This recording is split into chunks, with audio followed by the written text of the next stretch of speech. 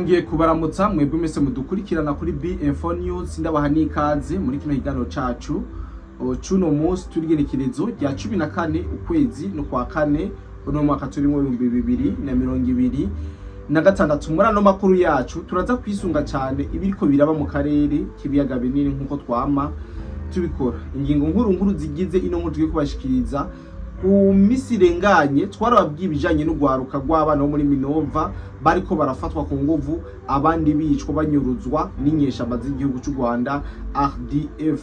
Kuri uno munsi mu masaha ya gatondo babana batamwe gutoragurwa imirambo canke imivyimba yabo mu gihe bashimuswe n'inyesha z'igihugu cy'u Rwanda. Ibi byose twaje tubabwire ukungene ino mivyimba yatowe ndetse nuko ubu abene igihugu bo ngaho muri Kongo neza muri Minova ubuzima bwabo bwifashe ivyo gusa. Muri kino kiganiro ubu tuvugana Corneille Nanga, coordinateur w'umuhari wa AFC/M23, leta ya Kongo yamaze kumushirako amafaranga angana n'ibihumbi 50 vy'amadolari kubazomufata bakamushikiriza leta ya Kongo. Ibi vyose bibaye mu gihe leta ya Kongo yamaze kuzunguruka canke yamaze kurunguruka ikabona neza yuko uyu Corneille Nanga M23 RDF wasana bamaze kumudahwa batakimukeneye. Ibi vyose ndaje ndayibarangurire muri no nkuru yacu yuno musi. Ivyo gusa turaza kuganira kubijanye n'ibiganiro biriko birabera Geneve neza na neza mu Busuwisi, aho muzi neza yuko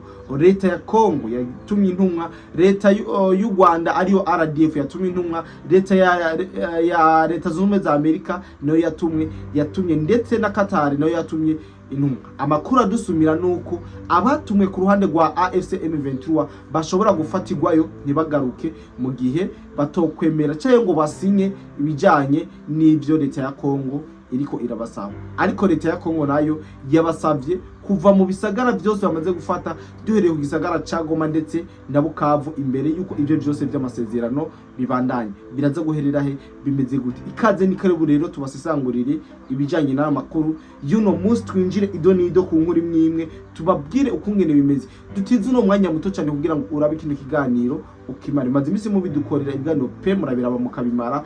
Shonda subscribe nya mutarabikora, ukore like ndetse unazane igitekerezo cyawe muri commentaire, utwandikire muri commentaire igitekerezo cyawe. Ariko udafite icyo uvuga duze imitima muri commentaire, nta numwe tutishura muri commentaire. Navyo biratuma azino mbuga zacu zihabwa ubudahangagwa, bigatuma amakuru tubaha agera kuri kandi hashoboka. Narababwiye neza yuko atanarime nzigera ndababanira mu kubahereza amakuru ahari ku mirongo y'urugamba. Ndababwire amakuru y'ingene bimeze mu karere, ndetse aho hari n'izindi nkuru nyinshi banabateguriye, ariko nkahiguma expert aza kumfasha kugira ngo dushobore kuzibaha mu buryo buramvuye. Turaza gukora inkuru ikomeye cyane aho hari igipfa mutima c'umurundi cyaraye cyagirije leta y'u Burundi yuko bariko barategura ibitero vyo gutera u Rwanda, bikaba biriko birategurirwa muri Belgique ngo bifashije mu ambassadeur w'u Burundi Terasi Nahiraje. Kino kiganiro ndaza kugikorana mugenzanje dusesangure buri kamwe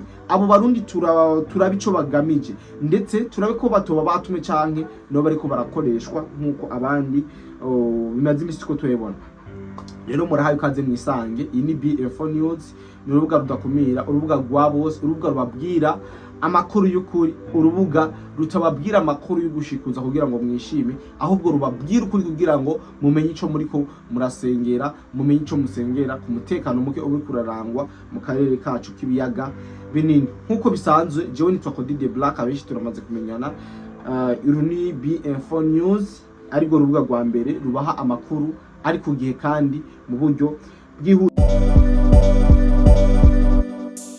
Ubuvuzi kama Good Life ikorana na Agevo mu Burundi irabahaye ikaze mwivuza indwara zitandukanye kandi zibabaje, harimo amibe, estoma, umugongo, prostate, amaso, ishano, diabete n'ibindi byinshi. Dusange Centre Ville, Boulevard de l'Icona, numero 5, urenganye gato ikiraro, mu Kanyosha kujya gatanu hampande y'isoko, no mu Gatumba ku ipoto ya 34, canke mutwakure kuri 67 95 46 56 canke 62 98 83 41. Hamwe na Good Life twitwararika amagara yanyu nka yacu. imbere yuko ndababwira ikijanye n'abana bashimuswe muri Minova bakicwa na M23 bakaba ariko baratogwa imirambo no kubabwira ikijanye n'ibibazo Corneille Nangaa agiye kwinjiramwo ku mpande zose rusanga ko yamaze gusatirwa. Reka ndababwira ibijanye n'ibiganiro biriko birabera Geneve muri Suisse uko ibintu byifashe. Icambere, ibiganiro benshi bavyiteze ko bizohera kwigenekerezo rya 17 byatangwe igenekerezo rya 13, ariko muri ibi biganiro bisa nuko harimo agahazi canke hari ibidasanzwe biriko biravugirwa muri bino biganiro biriko birabera Geneve mu Busuwisi. Aho amakuru amaze kudushikira nuko abaserukiye leta ya Kongo imbere yuko byose biba babanje gusaba ati turasaba imbere yuko ibiganiro bibandanya M23 kuva mu bisagara byose yafashe bikaja mu minwe ya leta hama tubone kubandanya ibiganiro. Bavuze igisagara ca Goma, bavuze n'igisagara ca Bukavu yuko M23 ibanza gukinjura kugira ngo hakoregwe buri kimwe cyose kijanye n'aya masezerano. Ibi ni byasabwe ndetse bakanasaba ati vuba bwango n'ikibuga c'indege ca Goma naco cugurugwe ibintu bibandanye bimera neza. Ni nyuma y'igihe cy'umwaka n'amezi hafi ane nyamba taratanu kino kibuga c'indege cugawe, zino nyishama zigifata kino gisagara zaciye kino kibuga c'indege caciye cononekara ndetse ndacabara naturugara. Ibi ndazi yuko mwabikurikiranye kugira ngo aba mercenaires benshi murabizi ko babuze naho baca baragerageza no kuvugana kugira ngo bashobore gutegura kino kibuga c'indege cyongere gukora ibi bintu. Igihugu cy'u Rwanda kibitera umugeri ndetse no mu biganiro byinshi byagiye biraba. Leta ya Kongo yarasabye yuko ico kibuga c'indege cyo kugururwa, ariko M23 yo ntabwo yigeze ibiha umwanya canke agaciro. M23 irasabwa kurekura Goma na Bukavu burundu kugira ngo ibiganiro bibandanye. Nivyo byasabwe na leta ya Kongo canke n'intumwa za Kongo ngaha muri bino biganiro biriko birabera Geneve mu Busuwisi. Abaserukiye M23 ndibaza mwarabonye benshi n'amasura mashasha. Ndaje ndababwire ukungena umwanya badashobora kuva mu Suisse, ahubwo bahava bafatwa bafungwe kugira ngo bemere batera umukono ku biganiro mu gihe boramuka bararamitse zose. M23 hambavu yo gusabwa kurekura Goma na Bukavu banasabwe guhagarika imigwano mu buryo bweruye, atani gisabwe atani citaweho kuyireka hama bakishira aho bita mu mazone do cantonnement. Nyamba koko bemera kara bakongomani baje mu mazone do cantonnement, ariko nyamba arabanyarwanda barudiye kwa basubire mu gihugu cy'u Rwanda cyuwa munyihanganire akajwi nabwo kameze neza, ariko ndazagereza kumbobwira buri kimwe. Ndetse ivyo vyasabwe na leta ya Kongo. Urumva ibi byose bidakozwe ibiganiro nta kivamo. Eske M23 iraza gukomeza iraramika zose canke iremera kubanza gukinjura muri ivyo bice nkuko babisabwe muri bijya biganiro biko birabera Geneve mu Busuwisi. Ibi ni ibintu umuntu wese akwiye kwibaza canke tuza turamenyera suite. Murabizi yuko amakuru ndabaha nababwiye ko ari urukurikirane, nzokwama ndababwiye kungene ibintu biba vyifashe muri rusange. Andi makuru dufise nuko bisa nuko M23 yagiye kwemerezwa hariya hantu, kuko bisa nuko iyo idafise ivyivugira canke idafise ivyitwazo muri ano masezerano yibiriko bariko bagomba gusinyira hariya muri Geneve mu Busuwisi. Bisa nuko M23 wayo yagiye gufatwa mpiri kugira ngo ishobore gusinya ano masezerano, mu gihe tuzi neza yuko ibiganiro byavuye muri Qatar kubwo umutekano muke uri kurabarizwa mu buseruko bwo hagati. Ariko amakuru dufise nuko naba batumwe na M23 bashobora kugumayo bagafatwa mpiri, ndetse mu gihe u Rwanda rutokwemera gukwinjura ndetse no kuhagarika imigwano ngaha ku butaka bwa Kongo nkuko amakuru abandanya adushikira. Iyi ni nkuru novuga yuko itari kwivumbi, ni nkuru novuga yuko abenshi mutari bwamenye, ariko ibi durashobora kuvyuka dusanga M23 yakinjiye muri bino bisagara. M23 yubahirije ivyo yasabwe, ndetse tukarinzira tuyibwira ati bye bye M23 Bukavu, bye bye M23 nkuko mubibona ku mutwe wano majambo.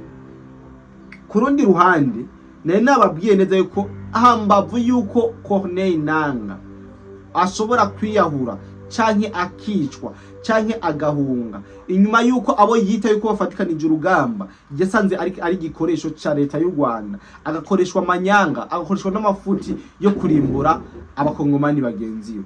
Kuri uno munsi hari idasanzwe ndiko biravuga, leta ya Kongo yamushize ko akayabo k'amafaranga kushobora kumufata, ndetse umusako kumurondera ukaba watanguye, hakaba na amakuru adusumira hariho n'abahawe deal yo kugira ngo bamurondere hasi hejuru mpaka afatwe ahanwe. Aya n'amakuru yizewe kandi atariko ivumbi nkuko nabihawe, ndetse ntaco nzohabwa kugira ngo sinda kibahereze. Ati ibintu bimeze gute ibya Corneille Nangaa byifashe gute? Ubu tuvugana Corneille Nangaa yashize ko amafaranga kugira ngo afatwe, aho leta ya Kongo yatanze imiliyoni 50 z'amadolari, navuze 50, ni miliyoni 50 z'amadolari kuzofata akamushikiriza ubutungane bwa Kinshasa. Ubu tuvugana hari abiyemeje kumuhiga mpaka bamufashe, bariko babikora bucece. Mu misi mufise kumva ko yaburiwe irengero akisanga amaboko atarayiwe. Muri M23 harimwo ubugambanyi hagati yaho, hakabamwo abatanga amakuru kuri Wazalendo na FARDC muri makereta ya Kinshasa. Propagande zikomeza gusakazwa ngo M23 ngo yishe FARDC beshi. Ubwo nubunyoma M23 yadugije drone mu bice bihanamiye Uvira ngo birase mu birindo vya FARDC, ariko babibona indege zikiri kure aho bashoboye hanura cyaye barazimanura zitaragisho zose. Amakuru twarabashikiriza gusa ku mbuga zishikiriza amakuru bahawe n'inyeshamba bariko bavuga ko FARDC bayirangije. FARDC ikorana n'abashanshuro bametriza ikirere, nta drone wozana uko wishakiye ngo isubire inyuma kuko ikirere nibo bariko baragikontrola. Muri twigwaneho baguma batoroka bahunga kuko babona ko bariko barapfa bazira ubusa. Harimo bamwe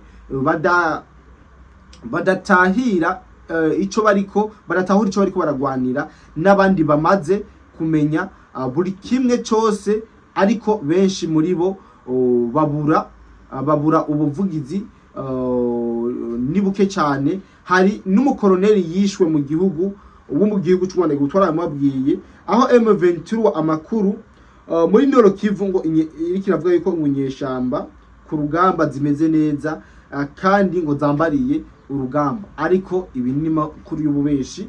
Mwumve yuko ibintu bidasanzwe. Reka rero twigarukire kuri ino nkuru yirondegwa ry'umwe mu baroberi, umuroberi mukuru wa AFC, ariwe coordinateur w'umuhari w'abateroriste wa ASM23 Corneille Nangaa. Imiliyoni 50 z'amadolari zamaze gushirwaho. Mbega mwibaza yuko hariho abandi bazoza guhiga Corneille Nangaa bavuye inyuma ya M23? Ico ni kibazo mukwiye kwibaza, question mark.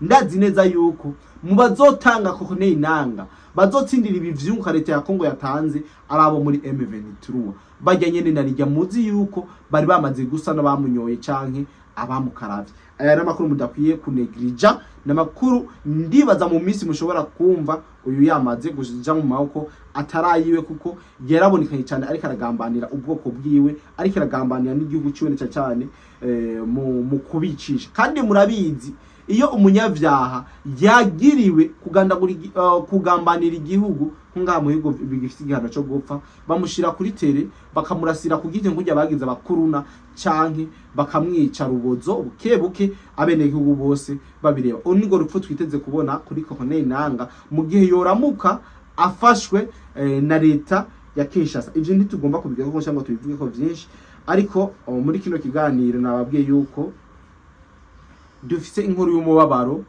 kuri gwagwaruka rw'abakongomani rwafatwa na M23 muri Minova. Ni inkuru nabahaye rwatamwe gutogwa imirambo canke ibiziga mu Gahinga, aho twanababwiye yuko abarugwaruka rushimuswe rugiye kwicwa twakindi rugiye gukora canke rugiye gushwa ku mirongo y'urugamba kugira abo abari bo babe ama blocage yizinyesha mbazi igihugu cy'u Rwanda. Nta video twobere hari video twaberetse ku munsi w'Imana y'abasirikare ba M23 batwaye gwaruka rwishi, tukababwira ko bagiye kubagandagura bamwe mukabifata ibisanzwe mukadutuka, abandi naho ngo sigaho ngo bimeze ariko ku bantu bakeneye kubona ibiziga byabo baze kunyereka kuno nimero ndabasangirize gwagwaruka mwabona bashorera ingene bagwishe rubozo, ingene M23 yabagambaniye.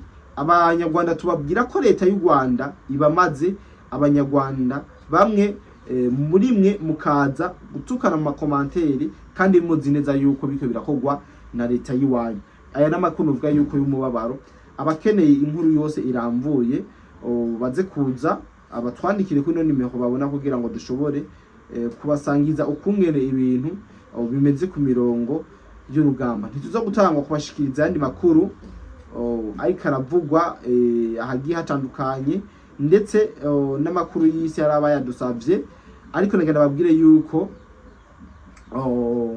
mu ntambara ziko zirahuza Amerika na Iran ibintu bitorosha, aho amakuru makeno babwira ingabo za Amerika zamaze kugota ibivuko vyose vya Iran. Amerika ivuga yuko izorasa ubwato buzogerageza kurenga ku ngingo. Donald Trump avuga ko ingabo ziwe zamaze kugota ibivuko vyose vya Iran. Amato amajana yugaraniwe mu mazi, mu gihe Iran ivuga ko igikorwa ca Amerika ari cyubusa. Igihugu ca Iran cyatanguye gushira amamisiyo ku bwato buto buto mu ntumbero yo kwitegura kurasa izo ngabo z'igihugu c'u Rwanda. Aya niyo makuru uvuga yuko basangiza muri kano kanya, kandi ndaza gukomeza kubaronderera yandi amakuru ni menshi ku mirongo y'urugamba. Turaza gukomeza tubabwire amakuru agezweho mu karere kiwacu kibiyaga binini, kugira ngo mubandanye muri ajuru, mubandanye mumenya buri kimwe ukungene biriko biragenda. Ati rero umwanya n'umwanya ibintu birashobora guhindura birashobora guhinduka, aho mbere tunababwira yuko Kagame yavuze yuko uwoza wese ashaka kwifatikanya na M23 RDF yomuha inzira n'ubufasha. Iyo jambo nuvuga yuko rigiye kumukorako ku bijanye n'ano masezerano, kuko biraboneka yuko ibintu byamaze kumuhindukana, ibintu byamaze kuba wandabaga. Sigomba kubarambira cyo kubabwira byinshi, mugabo hari inkuru nabakoreye yajeshikizo wa mipango yarakubiswe, ariko twagiye gutohoza amakuru twasanze hariho ivyo agomba agamije gukwegera mwe mu banyarwanda batavuga no rumwe na leta y'u Rwanda, cyangwa bamaze gukenyura ubuhimbiri n'ububeshi bwa leta y'u Rwanda. Ujeshikizo wa mipango rero mu byo yavuze ejo bikareka mu nyamakuru mpuzamahanga, amakuru twarose nuko dushobora gusanga ari bihuha, yarigize ko yakubiswe kumbe atakubiswe no kugira akwegere uwo bitwa Badrama. Aya niyo makuru uvuga yuko tuza kwasangura mu kanya kari imbere atakibazo na kimwe. Mu nkundi ndabashimire mwebwe mwese mubana natwe mu biganiro byacu n'amakuru. Ndizera ko tongera guhura mu biganiro byacu vy'uno munsi. Bye bye.